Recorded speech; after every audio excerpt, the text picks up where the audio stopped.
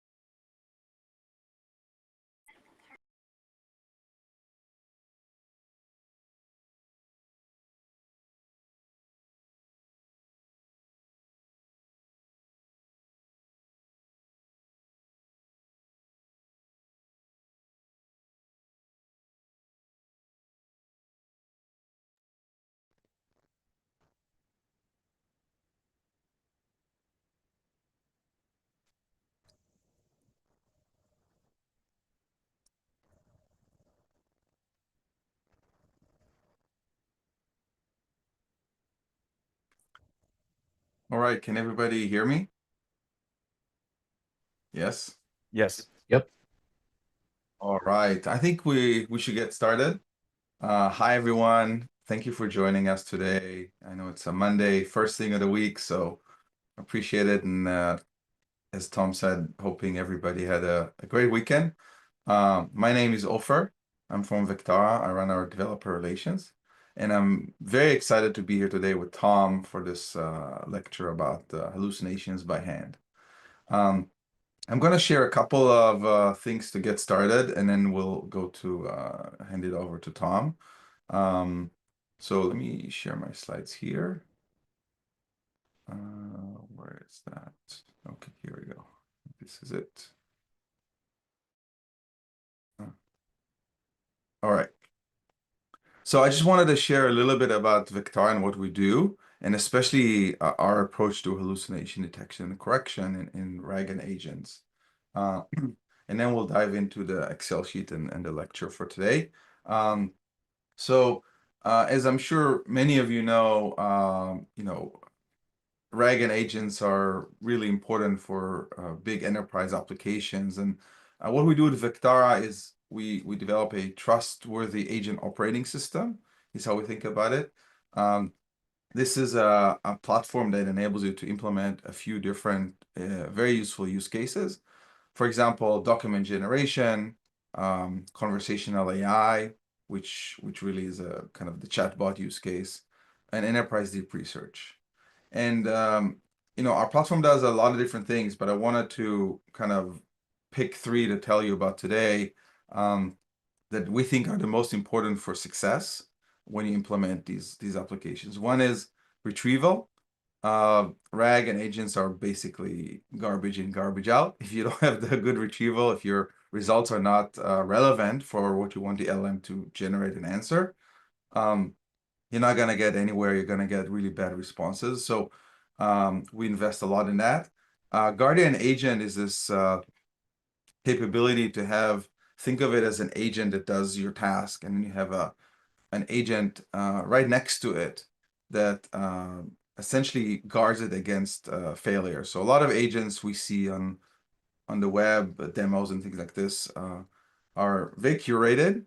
And when you go to large-scale enterprise deployments, a lot of times they fail in production. So the Guardian Agent is solving for that. And then governance, when you deploy this at companies, there's always requirements about security and privacy and all kinds of other things that you wanna track all the agentic projects in your company. You want to make sure that the budget is on target and the security is implemented, the vulnerabilities are checked, and all this stuff. So you want to have this centralized governance. And so all of that is sort of part of the platform. Now, when I talk about capabilities for quality, I wanted to focus on a couple to just give you a sense of more what I mean by that. Again, we've done this for about 4 or 5 years now. And so what we've seen is, for example, tables and images and other modalities become more and more important as you move from kind of a POC to production. And so, for example, in semiconductor industries, you see images like this yellow thing in the middle here, which has CPU to CPU connection and chip to chip and all kinds of lines. And you want to be able to understand these and use them for answering different questions. Similarly, with the audio or video or tables that are complicated to understand. So that's one part of kind of unmatched retrieval. The other one is just, people start with vector search, but you want to have also rankers. You want to have lots of use of metadata for filtering. You want to have hybrid retrieval, which includes both the vector search and lexical search. So we spent a lot of time implementing this into the platform so people can just enjoy it with the API.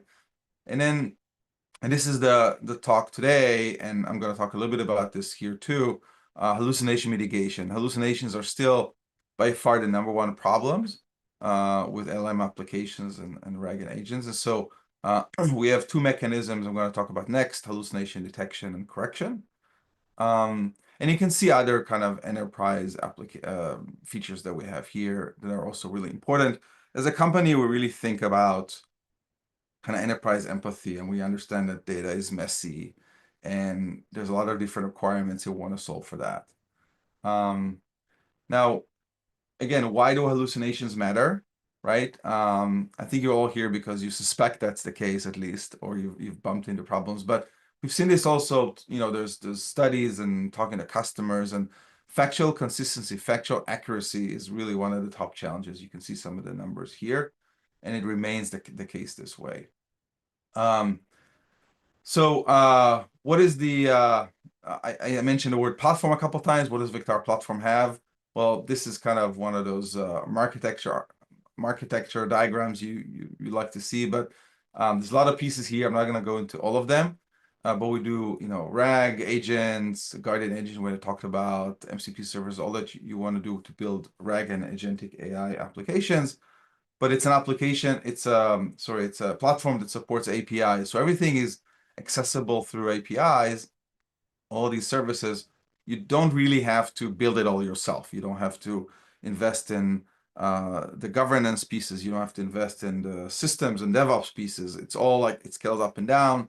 It works consistently through the API. And by the way, it could work on our systems. It could work in the VPC, and it could work even on-prem. We have customers we ship hardware to. And this is really how agents work in the platform. Again, you have user query coming in. You can have different tools like a RAG tool, text to SQL, another set of MCP servers for whatever you want. And the point is the agent operating system takes care of all of that. It does the orchestration, the tool hosting, hosts everything on the platform. So you don't have to really do a lot of work to get a really powerful system to work. And so I mentioned we're going to talk about hallucinations. That's going to be the rest of this talk, but just a couple of things of how we deal with this. One is this hallucination detection model. And what that is, it's called HHEM. And what it is, it's think of it as like your RAG setting, where you have user query going to your data, retrieval pulls the facts in, you send it to the large language model to generate a response. That's a typical, very simplified flow of RAG. And so the HHEM model is a specialized model we developed, and it's available on our platform. And it creates this factual consistency score, which is a score between 0 and 1. 1 being very factually consistent or not hallucinated, and 0 being very likely to be a hallucination. So this model has been trained offline and it's just been deployed in our platform, and you can really use it. It actually comes, every response in our system comes already with this HHEM score.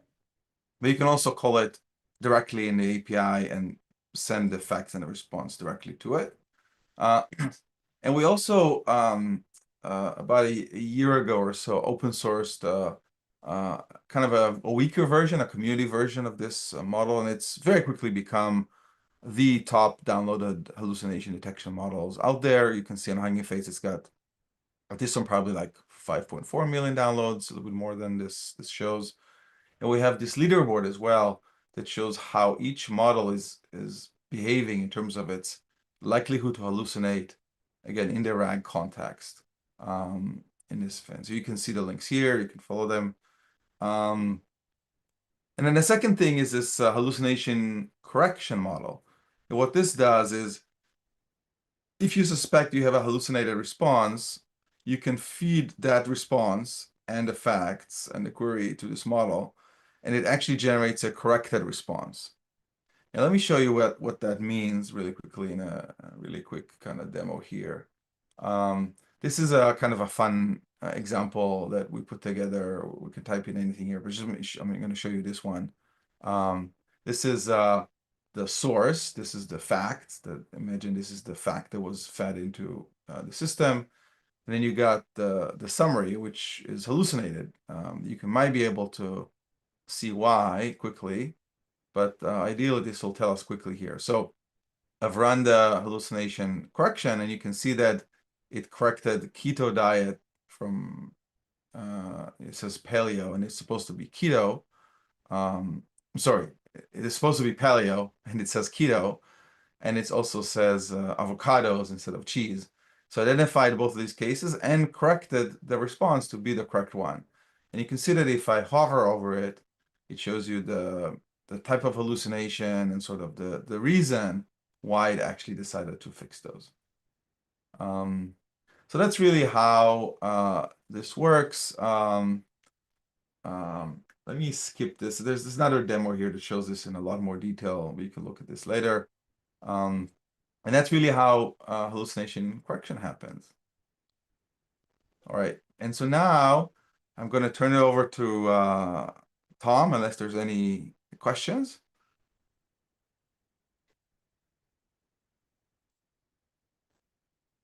All right, go for it, Tom.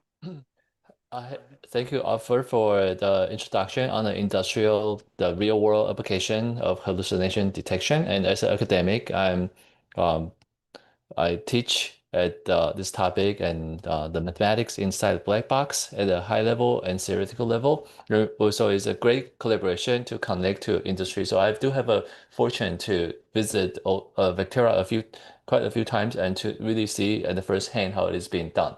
But today I will present you a lecture trying to show you the conceptual mathematics side, and that's been more general about hallucination.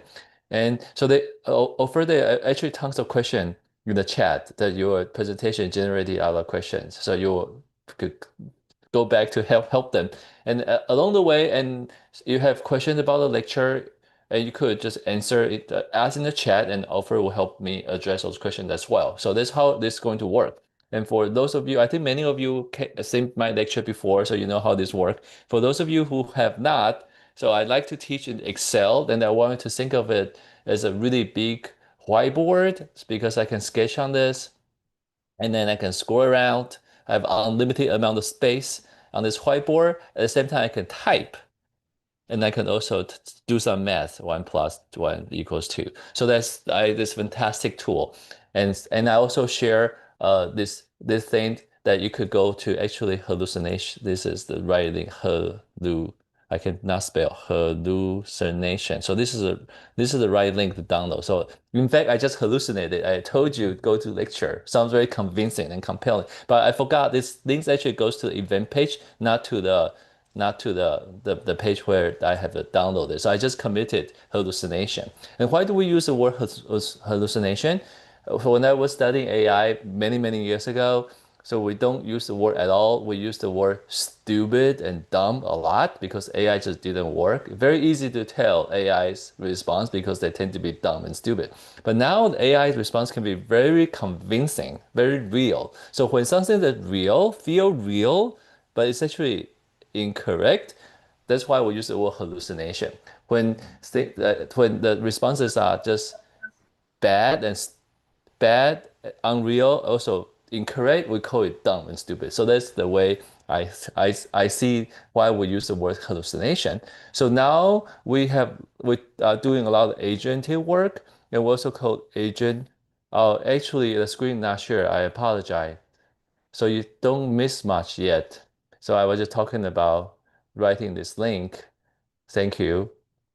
I did so this is a link that you could go to download, but I'm just going to talk about the first section, agent hallucination, give you a taste of what it's like if you imagine your model and you or you are the AI engineer, we're trying to fix hallucination for your agent, and then you will be reading this is an example of a a lock between user and the agent. So for instance, user will say, summarize the 2024 NVIDIA earning reports. Then you get this paragraph, and then for the agent, and it sounds very convincing, perfect grammar, and lots of useful information. Even says that it's trying to be, has verified the result. But then if they are hallucination, what kind of hallucination, where can hallucination come from? So let's think about this a little bit. So for instance, if you think about this, okay, it's citing the resource. According to the retreat report from NVIDIA earning, so this document is going to store usually in the database as part of the rack. Maybe this data document doesn't even exist. So this could be a rack hallucination. And then you're going to use about 75 billion. So this is a number, and some number over here. And is this true? Is this actually from the data or actually from large language model? You might have seen this number in relationship with NVIDIA somewhere else, but the number is actually incorrect. This doesn't correspond to report.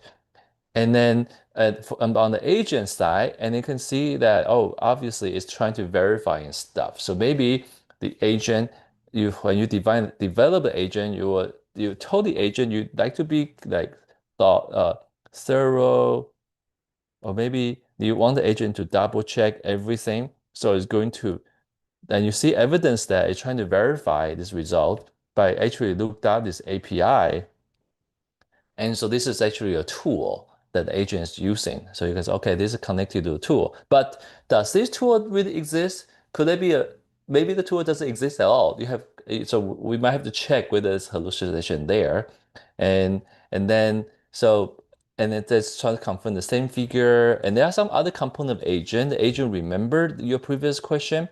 You're trying to make a plan to answer this question. For instance, in this case, it seems like there's follow a plan that will retrieve the report here, also verify using API. And then maybe the third step is that we're trying to connect to the recent news with Tesla to develop 5 nanometer optical GPU. And optical GPU doesn't even exist. So it might come from LLM. So this is an example of manually analyzing various logic that are involved in hallucination, where hallucination can happen at multiple levels. Could be LLM, can be RAG, can be one of the components of the agent. So I just started with this example to motivate the rest of the lecture that there are different aspects of hallucination we can discuss, and then where they might come from. And as typical of my lecture, where I want to take you deep into the black box, I'll have you do some calculations as well, and feel free to follow. So anyway, so let's go over just give you some flavor of mitigation strategies that there's quite a few now, but I picked three that we could practice and do it by hand, and you get to emulate the process how one would develop a mitigation system algorithm into your agentic framework.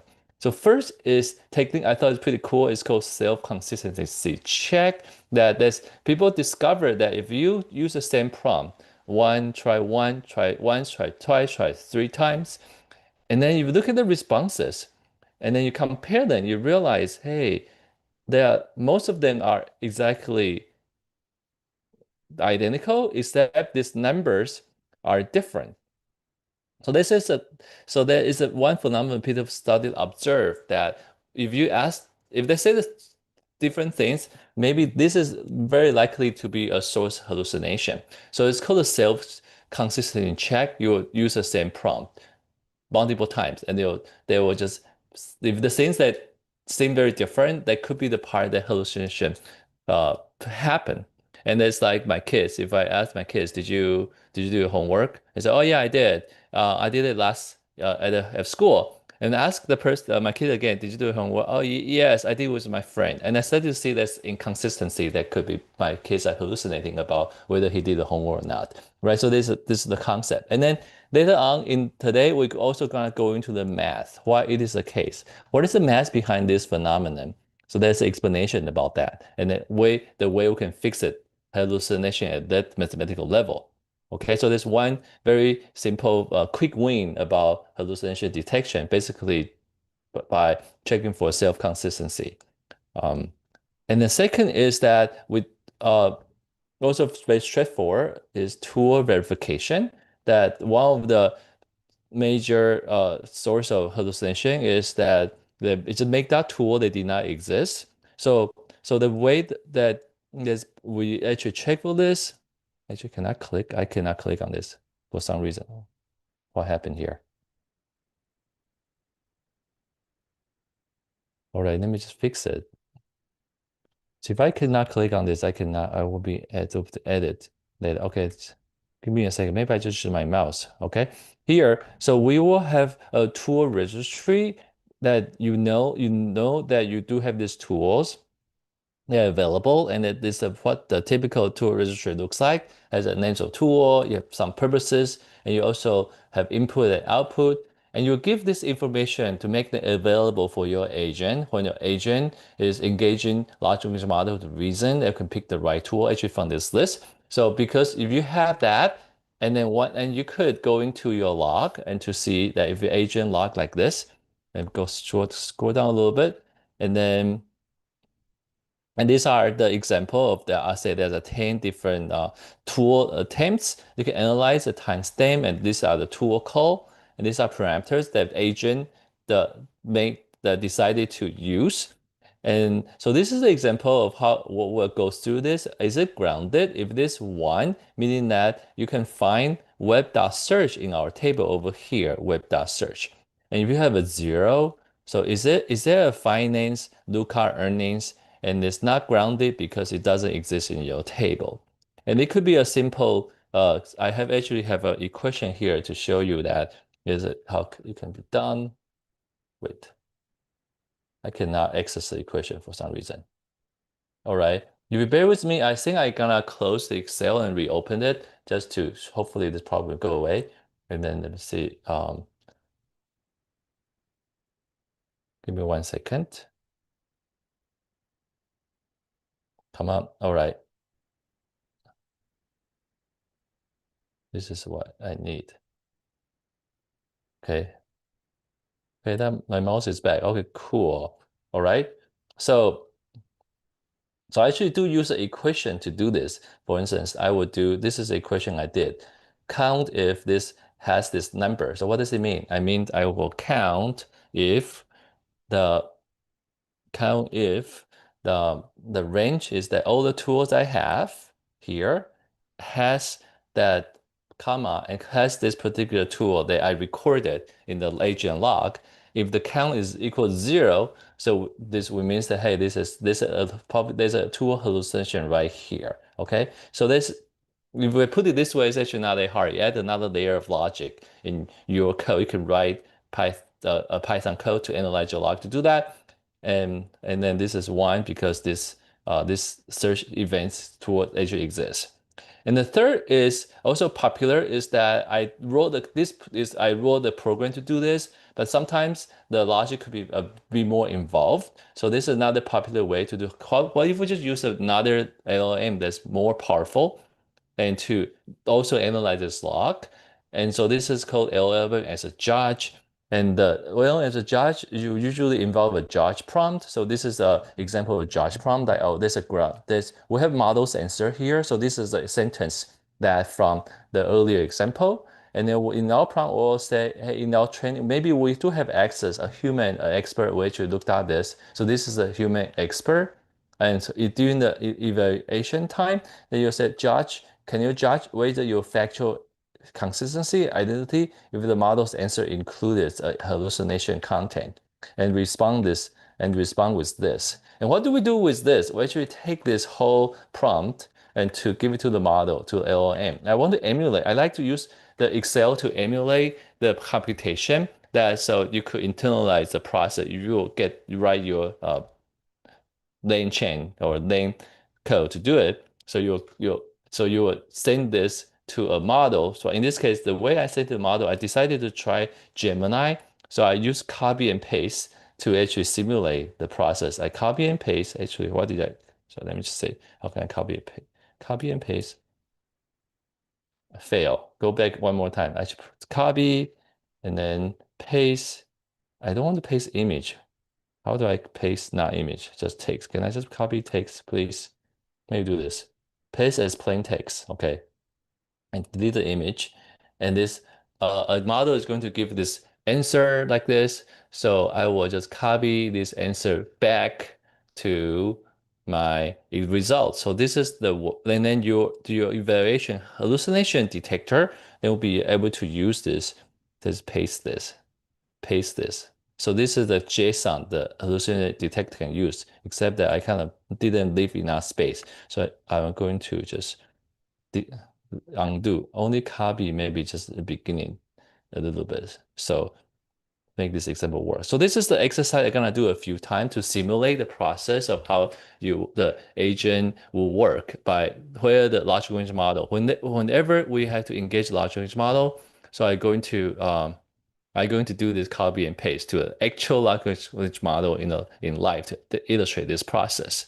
So these are just three different ways at the agent level, and then some very straightforward, self-consistency and verification, and also LLM as a judge. In fact, it's just a big prompt, and you take part of the answer and to another large language model to determine whether it's hallucination. All right. So this is just three to give you a flavor, but what I want to really get into is to some of the more interesting part. I don't know why I have all this. Let me just erase all this little ugly links. Okay, so now I want to give a quick overview of going back deeper to show you what does it mean? How do we evolve over the past couple of years? So we evolved from LLM when ChatGPT came out. Everybody started to talk about LLM, GPT, and it was a very difficult word to say.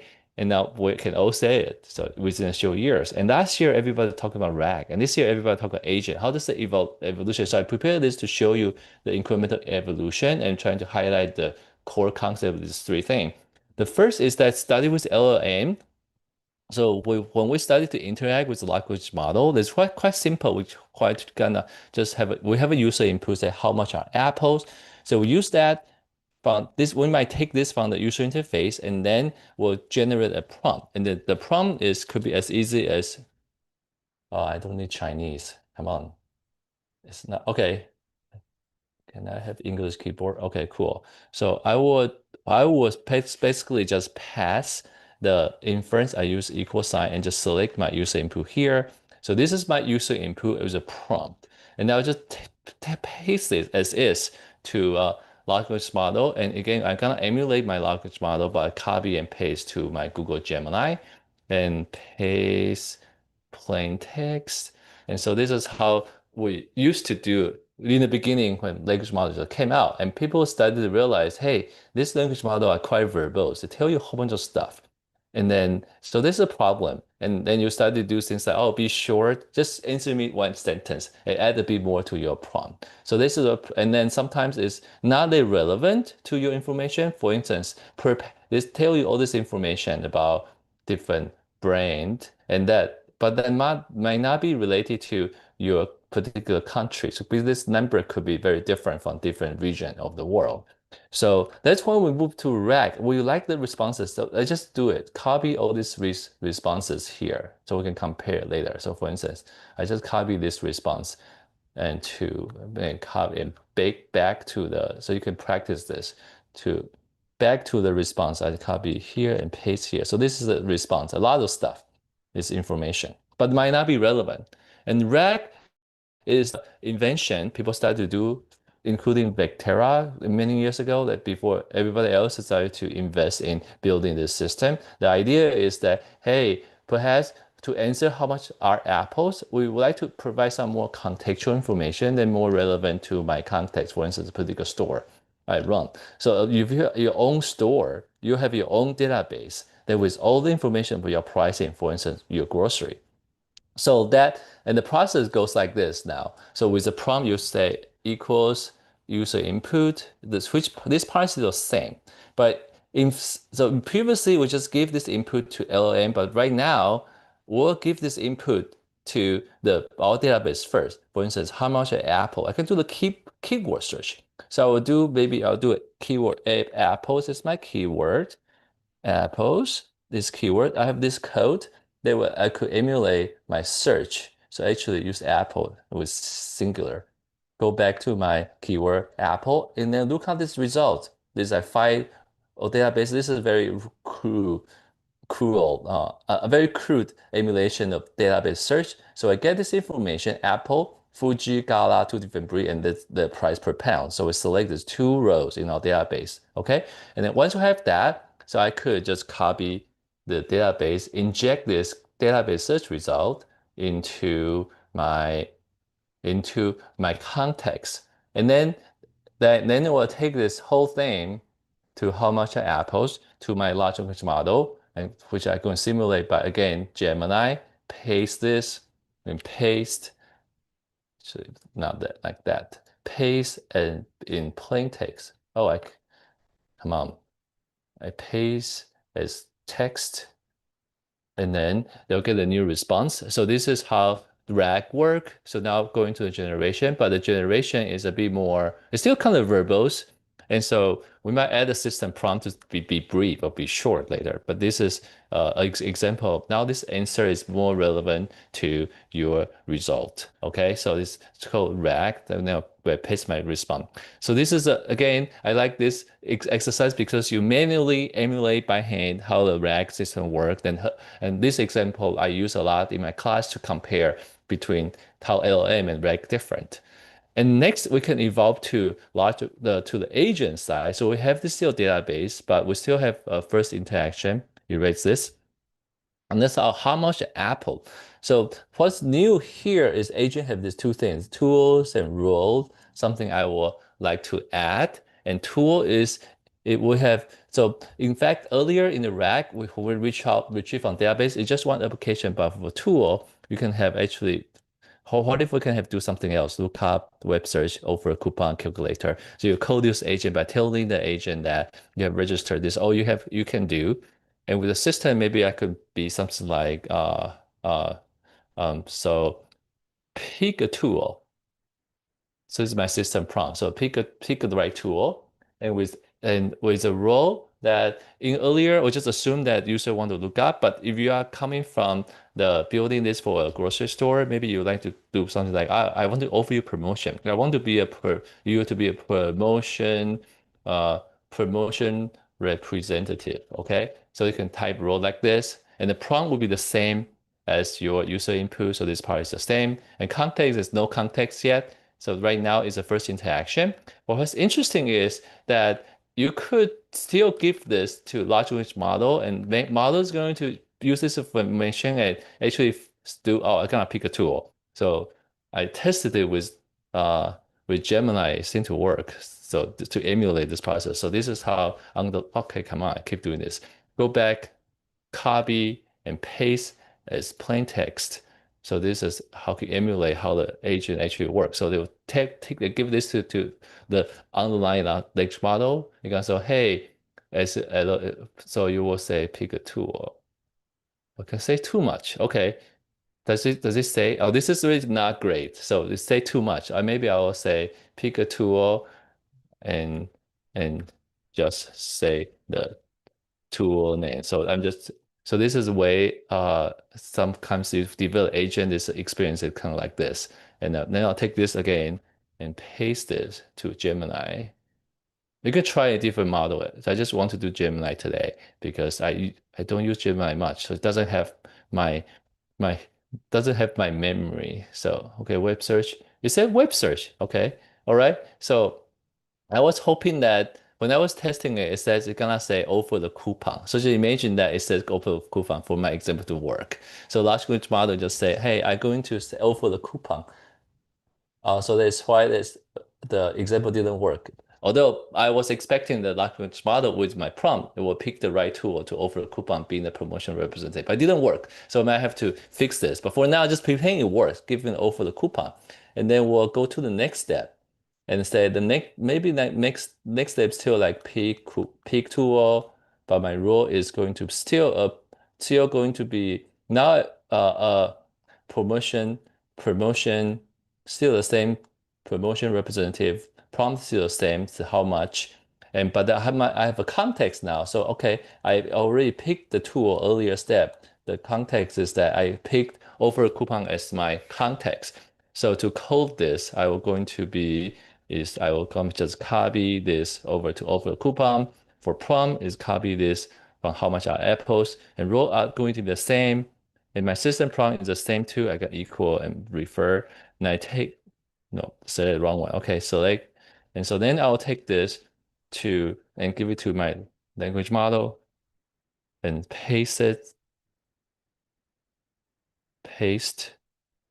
Okay, hard to do the paste correctly. Paste it and doesn't let me paste. Why? Keyboard error. Okay, I copy and paste again. Okay, now I can paste.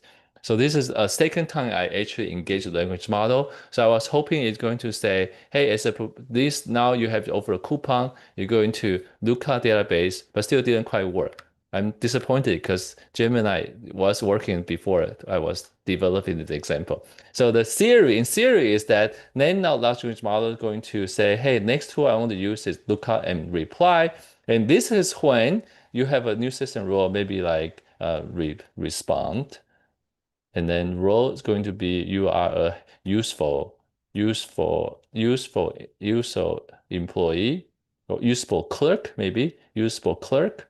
And then, but then the prompt still the same. And then the content is going to be now actually looked up information. I use Apple. This is my keyword, and it searches result. And then this process will be the same. I'm gonna take the context over here, and then okay. And then I have this. And then when I take all this respond, or actually this says be short as well. Be short, and then or maybe just one sentence. And then rule is used for clerk, used for clerk. Okay, and then this becomes a new prompt. You can give it to the language model, and then see, and I'll paste it as plain text, and then hopefully this time it's gonna be correct. And then so the Apple prices value signify common value, like okay, so this is the final response that we give it to. But it doesn't. I'm disappointed it doesn't offer the coupon. How come? Oh, I forgot to paste. I should pass. I should also pass this context over, so you can see that you should keep the memory in the context. So for interaction. So this is how I will update my. I just fix my code for my agent and to be able to pass the context cross interaction, and then we'll say and sales offering the best price with sales offering the best price. Okay, so this is the right con. Okay, so this is the right response. Eventually, your agent, our Gemini back agent, will respond here and copy back to the let me see, paste. Where's the paste? Here, this paste. Well, whatever. Okay, so this is I completed the agent loop. So you can visualize computers too. that were a lot more in the final total prompt template to your model going from RAG to agent. Also with agent, you have multiple interaction with the large language model before you actually respond back to the user. So lot of different transaction with large language model depending on and eventually that before it respond to the user. So that's what happened in the background. Anyway, so I spent some time to go through this. I think I may spend a bit more time than I hope still have time to complete the rest. But I wanted to go down even appeal another layer to go down to the mathematical level and to see that why does the large language model hallucinate? Hopefully that most of you are still with me. And so the first is that I would like to show you that you might have seen this. This is a diagram from the transformer architecture and only one side. Another thing is I turn it upside down because they follow the math here. So at last, we have a last of there's a linear layer and softmax. And before we output some things called output probability. So this actually quite inaccessible for most people to understand. But I just want to focus on the softmax part. Hopefully, most of you, if you can use Excel, you can understand what's going on the rest. So what softmax does is that just break down the last few steps. The last few steps is that the model is going to take all your token and give you this four number, or this four number is called model hidden feature. And so this is all you have what the transformer actually does. And somehow you transform a token, say EAT as a token, into this representation. And then it has all the information you need to generate the next word. So next word you will actually take from vocabulary. And there's some process become really bigger. So we're not going to that process, but it's called linear projection. So it's going to become much bigger. So this will be all the different word in your vocabulary. So word 2, word 3. So you select this word depending on the number. So you like this value that has higher score. So you want to say, hey, I'm gonna say this value. So that's how what this linear does, this linear layer. And softmax is going to be the math we need to convert the score, called logic score, into a probability value. And probability value had to become between 0 and 1. So that's what we need to do.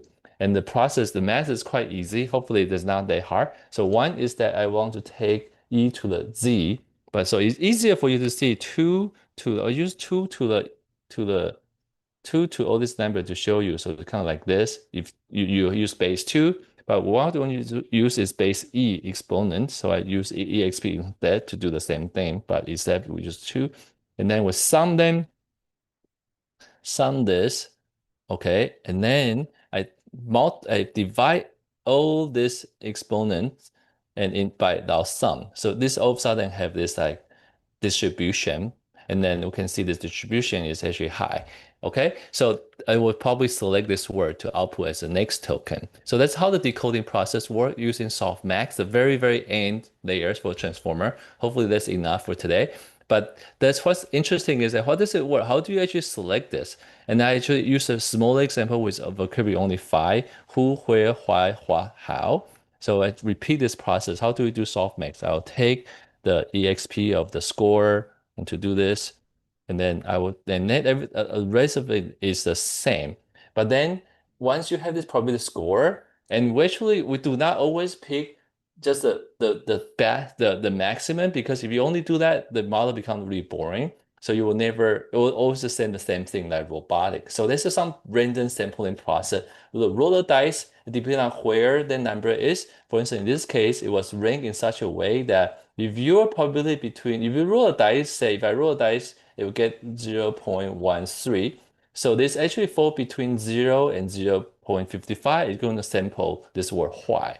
But if we happen to select the number to 0.61, and I will select the second word because between this range 0.59 and 79. But you can see down here, the where is actually very low probability. But you can still select it. One out of 100 chance. If you happen to roll a 0.99, you still select where. So there's one thing about the language model selection process for the word is you can always select even very low probability. And then there's some temperature. I think I'm gonna skip this temperature because I want to quick you get to one of the problem with this process is that, well, if we have a token say eat, and this is how the attention process means internally is that you were trying to, so we have this word called eat, and then some hidden dimension, and it will become a query like this. Also string number very small. And with query, we'll say, if I have a word E, I want to find a food relevant to it. So I'll pay attention. So which one is food? So every single word in the sentence before should have a word. So for instance, burger is actually had the food. Is a food. So when you actually map this one to this one and this one chicken, both are food, you get high score. So that's how the math work. And if you examine this, it's just a dot product between the two. So I can implement dot product. It's actually matrix multiplication of whole this into this. Okay. So that then you have this nice, and you have now you can see for your 50-50 the chance to be paying attention to chicken and burger that both contain food.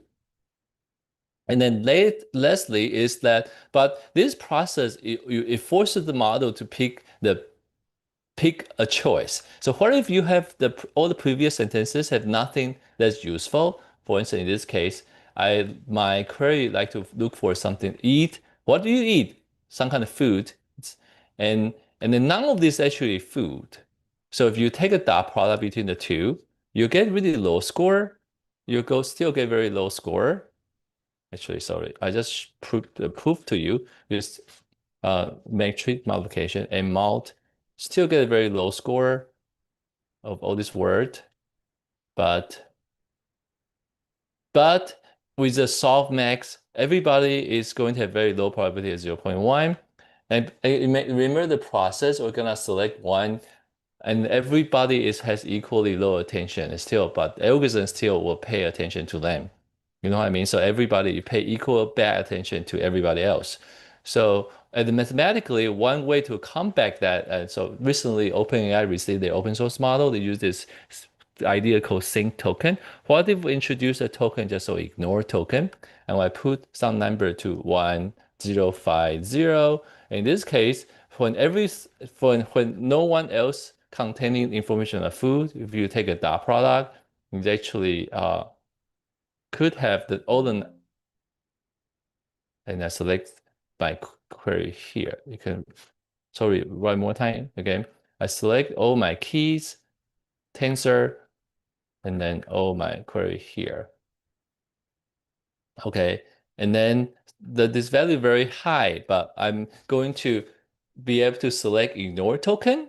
Your attention is going to select ignore token. By selecting ignore token, you actually get to ignore all of this. So that's one way that at the mathematical level, at this really deep level, that will come back the hallucination. Okay, and next, for the next 10 minutes, I think I now do have time to go through the rest of it now. It's because it'd be faster. This is probably the hardest part. You still survive. And you could just see that hopefully the idea is that dot product is what you need for calculating attention. And at the mathematical level down there, that because the fact that you just make some random choice, so that's why that you could use a self-consistency check, because every time when you just make a bad choice and it happen to be a different bad choice, so you can use self-consistency to be able to identify hallucination because of this phenomenon. All right, next we're going to talk about vector database at the RAG level. What's happening at the RAG level? So I'm going to show you a very quick emulation of how I would emulate a vector database in Excel to help you understand how vector database work, which usually driving a lot of RAG implementation.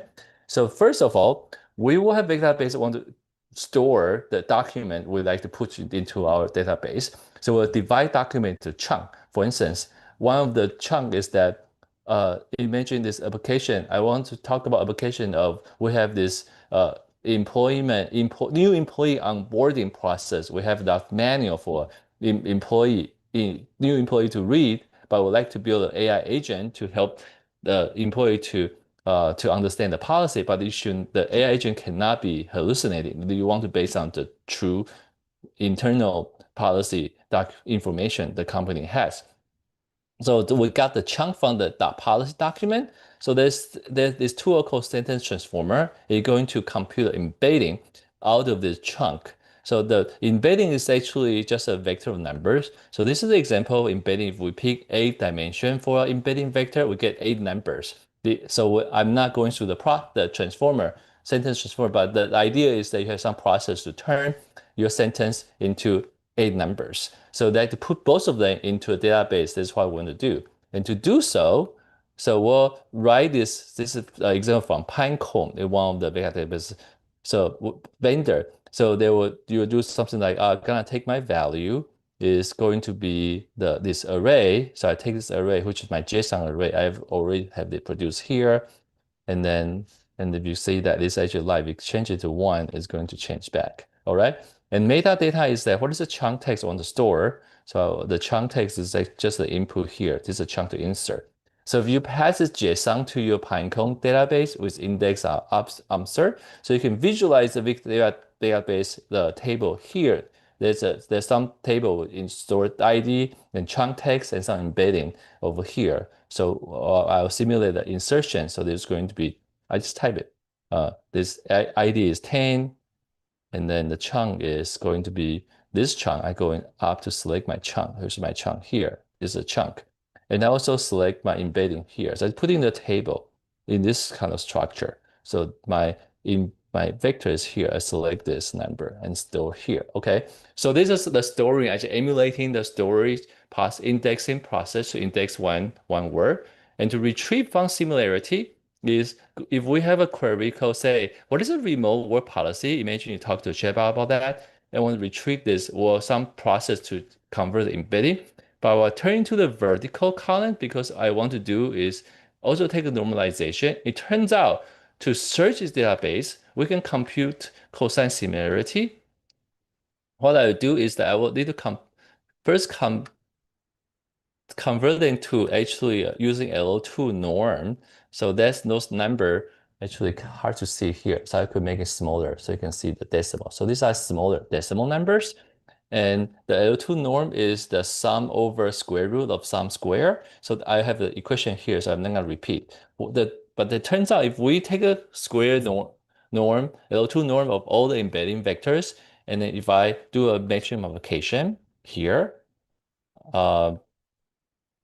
that is compute similarity, cosine similarity between your input sentence remote work policy and all the document you have here, and turn and then we have this number. They have two actually kind of high number. So this is hard to see. Let me just make the font smaller as well. Okay, so now we have two of them, zeros. So these are pretty high cosine similarity between 0, -1 and 1. So these are relevant with respect to the database. If you put the relevance rank, so we have number 1 here, number 2 is this one, and number 3 is this one. And so and if I have the way to filter them, so what I do is that I will do a filter and select a range to filter. I'll filter this one, and if the if the filter based on the ID their ID smaller than 3. Oh, so one more time. Filter this array I need to filter. Include is that if these are the rank, I said the rank smaller than 3. Okay, that's my equation. So I get these are top 3. So this relevant to top 3 chunks. Let me fix this. Top 3 chunks relevant to this top 3 chunks. That's how big the bus work. And then with a reg, once I have that, I have a reg. If somebody used remote policy, so I can generate the reg right now here. So remote policy is this one, and context will be something I just retrieve. So I just select this 3 thing. So it's my context. So this is my reg using this example, and I will just copy this again into my large language model. I might have to run over time just a few minutes, 3 minutes. I promise. And then so paste the plain text. So this I'll complete my retrieval retrieval and gonna generate all this text. Okay, just based on those information. And then you hopefully this information is relevant to your work. Okay, so it's too much space. I couldn't paste into here.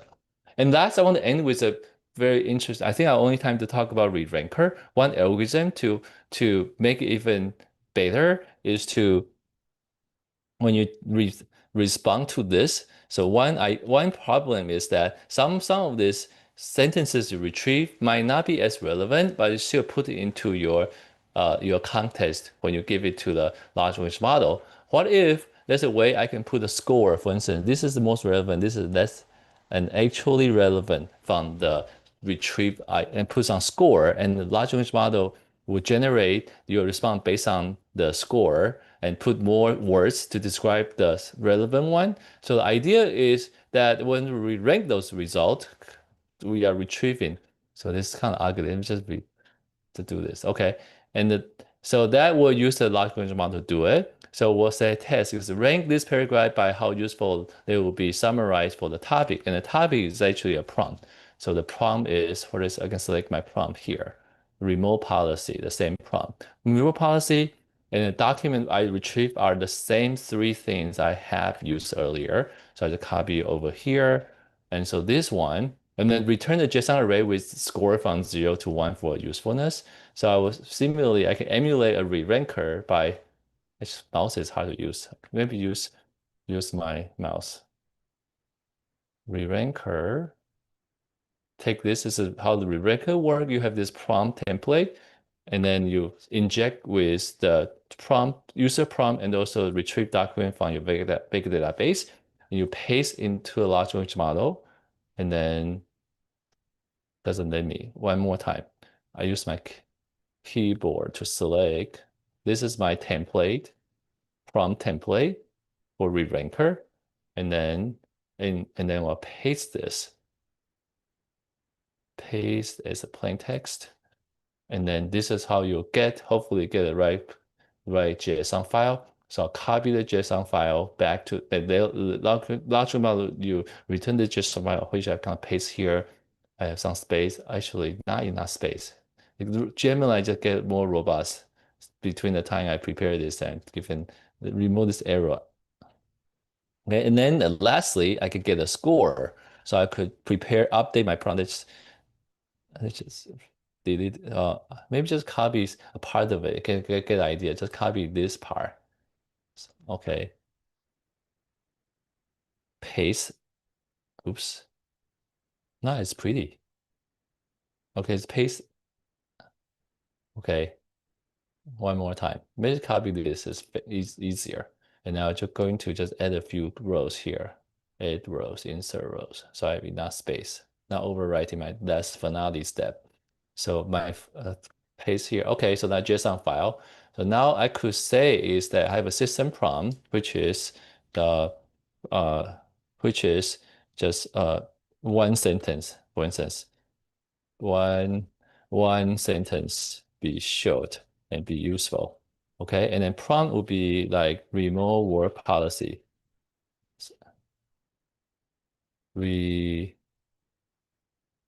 Remote work policy. I just copied from earlier, but now the context is the same as before, but now re-rank.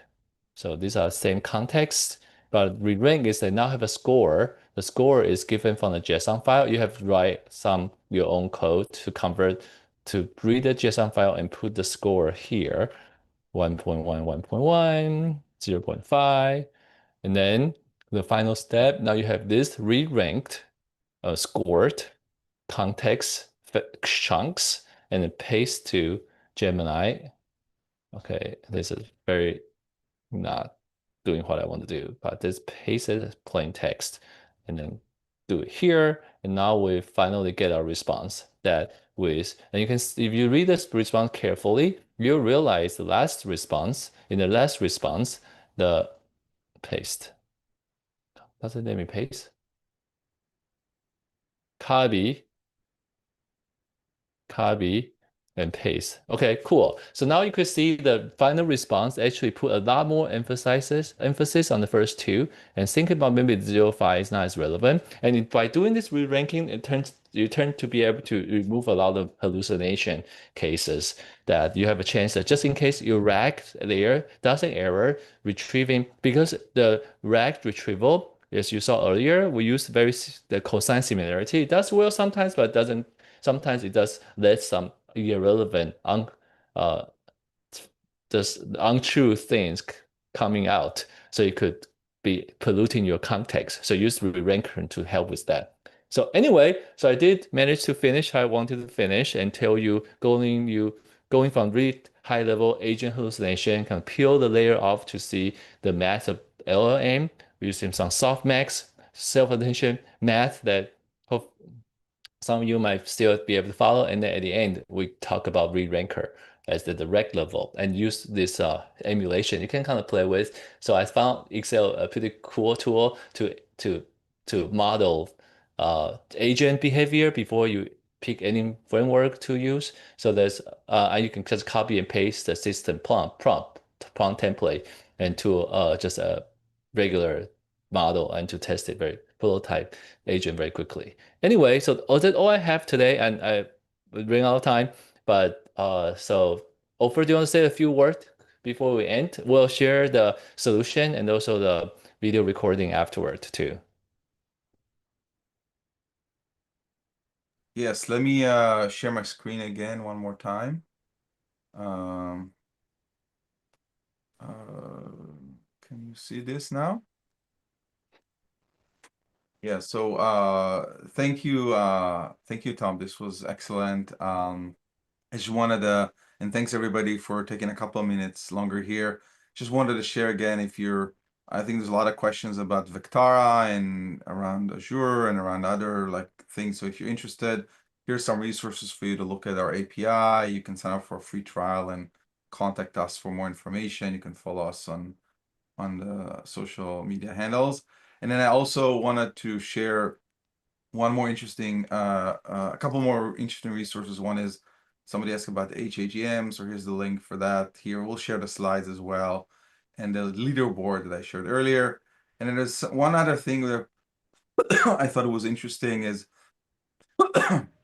we have a RAG evaluation open source project. So if you're interested in that, again, reach out and ask questions, but this is something you can take a look at. It's called Open RAG Eval. And also, I'm in the last pieces of writing a book about RAG, which covers a lot of these topics, all of these topics, including others. So it's not quite ready yet. It's on early release from O'Reilly, but if you're interested, you can follow up on here on this QR code. And I hope this will be available early next year. And if you want to connect with me personally, here's my link as well. And yeah, thank you so much, Tom, and thanks everybody for joining us today. Thank you, Ofer, for hosting. And I hope to see you again in the next lecture. And we'll definitely will collaborate more on hallucination, making hallucination the topic we really have to do well for the agent to be useful.